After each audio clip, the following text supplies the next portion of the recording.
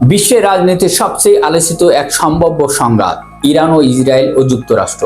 আমরা অনেক সময় এই যুদ্ধকে কল্পনা করি সিনেমার গল্পের মতো, এক পক্ষ জিতবে অন্য পক্ষ হারবে, তারপর বিজয়ের উল্লাস, পতাকা মিছিল, আর শেষে একজন সৈনিক ফিরে যাবে তার পরিবারে। কিন্তু বাস্তব যুদ্ধ, বিশেষ করে আধুনিক এই সময়ের যুদ্ধ, কখনো এত সরল না। এখানে বিজয় অনেক সময় আসে নীরবে, আর সেই নীরবতার ভিতরে লুকিয়ে থাকে সবচেয়ে বড় গল্প।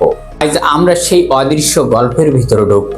দর্শক, বর্তমান পরিস্থিতি বিশ্লেষণ করলে একটি বিষয় পরিষ্কার: ইরানকে ঘিরে যে যুদ্ধের সম্ভাবনা বা সংঘাতে উত্তাপ তৈরি হয়েছে, সেখানে এখনো কোনো পক্ষ থেকে স্পষ্ট জয়ের ঘোষণা আসছে না।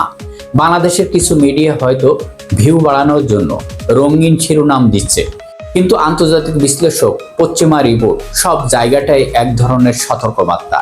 এই যুদ্ধ যতটা সহজ ভাবা হচ্ছিল ততটা সহজ না, কারণ অনেক জায়গায় হিসাব উল্টে দিকে যাচ্ছে।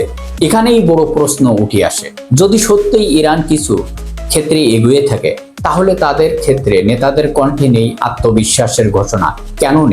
কেন নেই বিজয়ের উল্লাস? কেন নেই বারবার প্রচার আমরা জিতেছি? এই প্রশ্নের উত্তর খুঁজতে হলে আমাদের যুদ্ধের গভীরে প্রবেশ করতে হবে। দর্শক, এই সংঘাতের শুরুটা হয়েছিল আত্মবিশ্বাস দিয়ে। ট্রাম্প মনে করেছিল চাপ সৃষ্টি করলে অর্থনৈতিক ও রাজনৈতিকভাবে কোণঠাসা করে ইরানকে দুর্বল করে ফেলা সম্ভব। তার আগের অভিজ্ঞতা, বিশেষ করে মধ্যপ্রাচ্যের কিছু দেশ প্রভাব বিস্তার, তাকে এই বিশ্বাস দিয়েছিল যে দ্রুত ফল আসবে।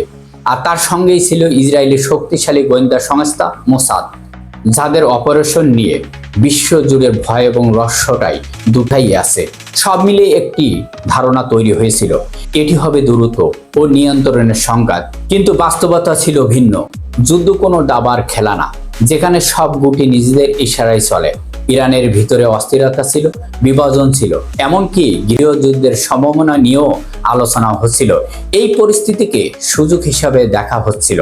ভাবা হচ্ছিল ভাঙ্গা কাঠামোর উপর আঘাত করলে রাষ্ট্র দ্রুত ভেঙে পড়বে। কিন্তু এখানেই ঘটেছে উল্টোটা। বাইরের শত্রুকে অনেক সময় ভিতরে বিভাজন মুছে দেয়। ইরানের ক্ষেত্রেও ঠিক সেটাই হয়েছে। যেখানে বিভক্ত হওয়ার কথা ছিল, সেখানে তৈরি হয়েছে এক ধরনের কঠিন জেদি ঐক্য।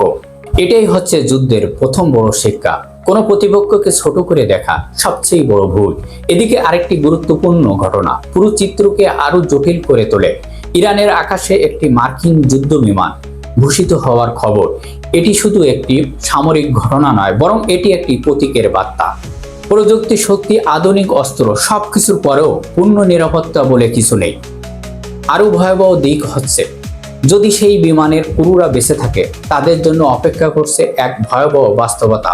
শুধু তখন আর শুধু সীমান্তে সীমাবদ্ধ থাকে না, এটি ঢুকে পড়ে মানুষের মনে, সমাজে, মানসিকতায়। ভয়, প্রতিশোধ, সবকিছু একসঙ্গেই কাজ করে। এখানেই যুদ্ধের সবচেয়ে অন্ধকার রূপ নেয়।